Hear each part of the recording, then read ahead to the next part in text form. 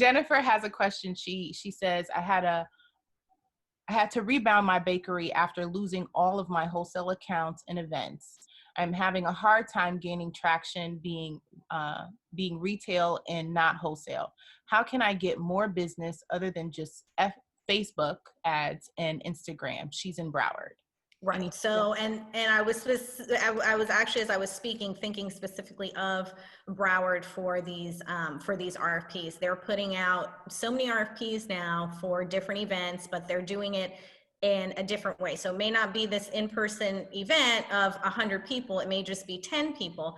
But I think the important thing now is to look for new sources and new audiences. So one of the things that I was recommending in another webinar the other day was looking at different social networks that are coming out. So there's a new social network called MeWe. It's MEWE. It's the Facebook alternative, where they don't sell your information. It's all about privacy. They have about 8 million people on that platform.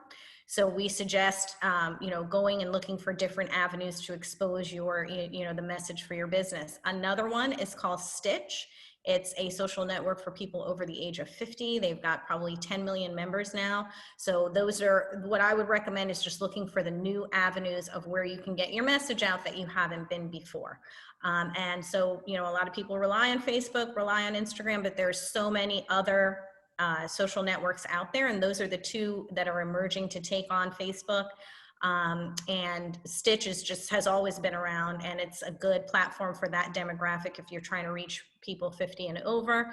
And then one thing I talked about the other day was social networks for people who are disabled. So there's an app called Be My Eyes that you can set up to, expose your messages to those people. And Be My Eyes helps people plan trips around their city. And it's national. So if you're in Miami and you may be disabled and you want to plan a trip, you can say, you can put your business out there and say, okay, if you're going to go to Fort Lauderdale, here we are. If you're going to go to Miami or Wynwood, my business is here. You might pass it, and you can push out messages to people on that platform as well. Perfect. And Natalie's also asking that question for Dade County.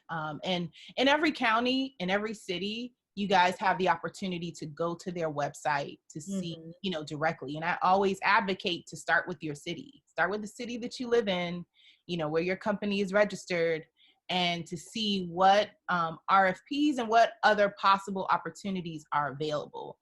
Your city should be the very first, person that you go to, organization that you seek out to find support for your small business.